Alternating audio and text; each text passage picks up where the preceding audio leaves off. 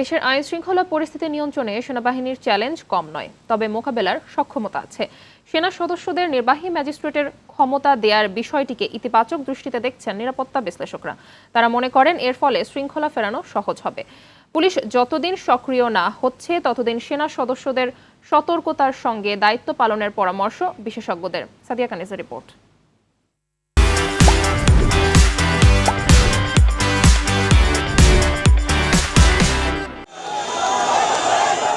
শেখ হাসিনা সরকার পতনের পর মনোবল হারিয়ে আস্থা সংকটে পুলিশ সদস্যরা। সেই সুযোগে বেড়েছে অপরাধ প্রবণতা, গণপিটুনিতে মৃত্যু, ধর্মীয় স্থাপনায় হামলা, নারীদের উপর আক্রমণ, এমন নানা ঘটনায় উদ্বেগ বাড়ছে। এমন অবস্থায় 16 সেপ্টেম্বর থেকে 2 মাসের জন্য সেনাবাহিনীর কমিশনপ্রাপ্ত কর্মকর্তাদের বিশেষ নির্বাহী ম্যাজিস্ট্রেটের ক্ষমতা দেয় সরকার। সেনা সদস্যদের এই ক্ষমতা দেশের অভ্যন্তরীণ সমস্যা সমাধানে ও যথাযথ আইন প্রয়োগের ক্ষেত্রে বড় ভূমিকা রাখবে বলে মত নিরাপত্তা বিশ্লেষক নাইম আশফাকের। আর্মিকে যে কাজটা দেওয়া হয়েছে এটা কাইন্ড অফ কুইক রেন্টালের মতো। সো আর্মি এখন যেটা করবে, যে পাওয়ার ভ্যাকুয়াম বা ললেসনেস যেটা তৈরি হয়েছে সমস্ত দেশের মধ্যে, এই ললেসনেসটাকে আবার নর্মালাইজেশন করার জন্য, স্বাভাবিক পর্যায়ে নিয়ে আসার জন্য আর্মি সহায়তা করছে। Army is not taking over this one.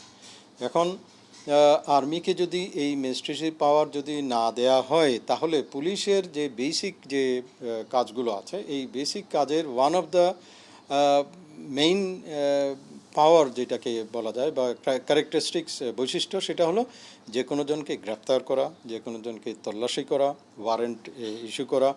এই সকল কাজগুলো যদি না থাকে তাহলে যারা সন্ত্রাসী তাদেরকে আইনের আওতায় নিয়ে আসা সম্ভব হবে না। সো সেই কারণে আমি মনে করি যে ম্যাজিস্ট্রেসি পাওয়ারটা এই মুহূর্তে বর্তমান চলমান যে পরিস্থিতি আছে, সেই পরিস্থিতিতে এইটা ঠিক আছে আমার ধারণা, এক নম্বর। তবে ক্ষমতার অপব্যবহার যেন না হয় সেদিকে সতর্ক থাকার পরামর্শও তার। সাচ এইটার যেন মিসইউজ যেন না হয়, তার জন্য প্রয়োজনীয় ব্যবস্থা অবশ্যই মিলিটারি কর্তৃপক্ষের করা উচিত। প্রয়োজনীয় ব্যবস্থার মধ্যে আছে মিলিটারি অফিসারদেরকে প্রশিক্ষণ দেয়া, ইফ নিড বি যারা ম্যাজিস্ট্রেট যারা আছেন তাদের সহায়তা গ্রহণ করা। লোকালি অনেক ম্যাজিস্ট্রেট যারা আছেন, সিভিল সোসাইটি, সিভিল প্রশাসনের অ্যাডমিনিস্ট্রেশনে যারা আছেন, তাদের সহায়তা নিয়ে জানানো। রিমেম্বার, এখনও কিন্তু ভেস্টেড কোয়ার্টার যারা আছে তারা দেশকে কিন্তু অস্থিতিশীল করার জন্য বিভিন্নভাবে চেষ্টা করবে।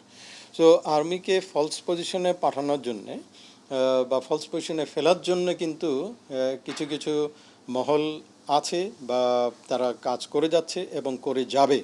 সো ওইটাকে গার্ড যেন করা হয়, কোনো অবস্থাতে যেন মিসইউজ না হয়।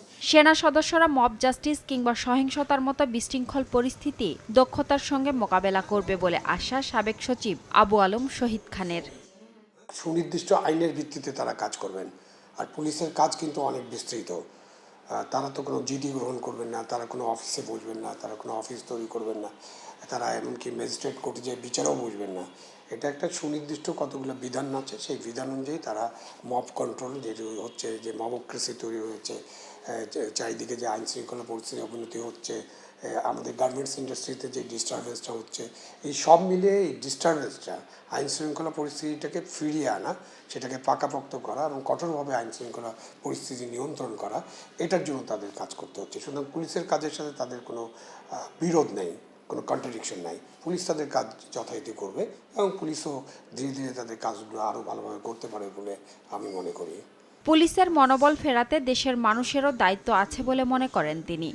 আর এই 1861 সালের পরে এটা অনেক বড় ধাক্কা, কিন্তু পুলিশ কিন্তু যখন কাজ করতে যায়, যখন মব কন্ট্রোল করতে যায় বা কোনো এলাকায় অপরাধী ধরতে যায়, তখনও কিন্তু অনেক সময় অনেক ধরনের ইনসিডেন্ট ঘটে। সুতরাং দে আর ট্রেন, যেটা দরকার তাদেরকে নেতৃত্ব দেওয়া, যে তাদের টপে যারা থাকবেন তারা নেতৃত্ব দিয়ে তাদেরকে সামনে নিয়ে আসবেন এবং তাদেরকে তাদের দায়িত্ব পালনে উৎসাহিত করবেন। এবং আরও যেটা বেশি প্রয়োজন সেটা হলো আমাদের সাপোর্ট। আমি বলছি যে জনগণের সমর্থন, কেন পুলিশ ছাড়া কিন্তু আমরা চলতে পারবো না, এটা প্রমাণিত হয়ে গেছে। সেনা সদস্যদের পাশে পুলিশ সদস্যরাও নিজ দায়িত্ব পালন করবেন। এক্ষেত্রে বিরোধ তৈরির সুযোগ দেখছেন না বিশেষজ্ঞরা। সাদিয়া কানিজ, RTV, ঢাকা।